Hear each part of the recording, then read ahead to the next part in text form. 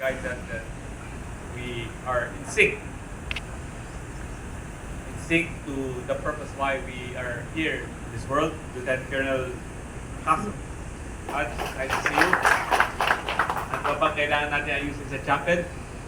Mga parishioner mo, sabihin mo sa kanila mag-donate. Diba? Yung dapat ang parishioner nag-donate. And let me acknowledge our partner dito sa project nito, Ms. Engineer Banwa, Engineer Palio,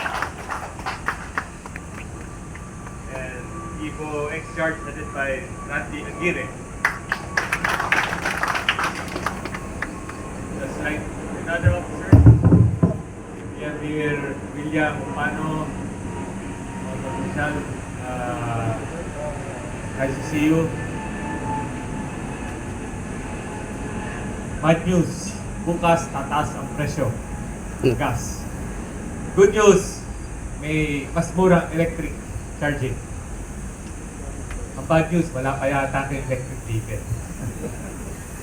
Looking forward, and I'm sure all of you have seen that dito sa HPA, we are little by little transforming our headquarters to be sustainable and environment friendly.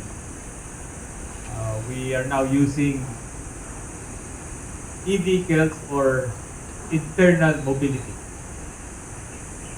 Kung ayaw nyo mag-e-vehicle, you are very much welcome na maglakad, which is also eco-friendly and good for your healthy lifestyle, which we all need. So, two options lang, mag-e-vehicle kayo or maglakad, and the intention is the same, to improve our environment as a whole and to improve our own self. So, Jerry Musli, thank you very much for complying to this instruction, and thank you very much to our benevolent benefactor. Donated lang to. Hindi ko na sasabihin kung sino, basta this is just donated. And it's heartwarming to know there are people helping us quietly, trying to improve the way we work and the way we sustain ourselves. To our partners in this project, this is not the first. This is a trial, and hopefully we will appreciate it, or else mapakinapan. So, share us the industry of the electric vehicle. Marami pa sa amin, zero ang knowledge dito, marami kulang sa appreciation because this is something new in our country. Many of us are afraid, but it is only through proper knowledge and appreciation that little by little we will be encouraged to be part of this new way of life. Again, to all of you, just to let you know, sabi ko kay Group Commander, libre ang charging dito basta mayroon kang e-pass. Ibig sabihin, meron kang AFP Decal. Pag walang AFP Decal na kulay pula o kaya yung organic, yung yellow hindi pwede. Kasi yung yellow is outsider.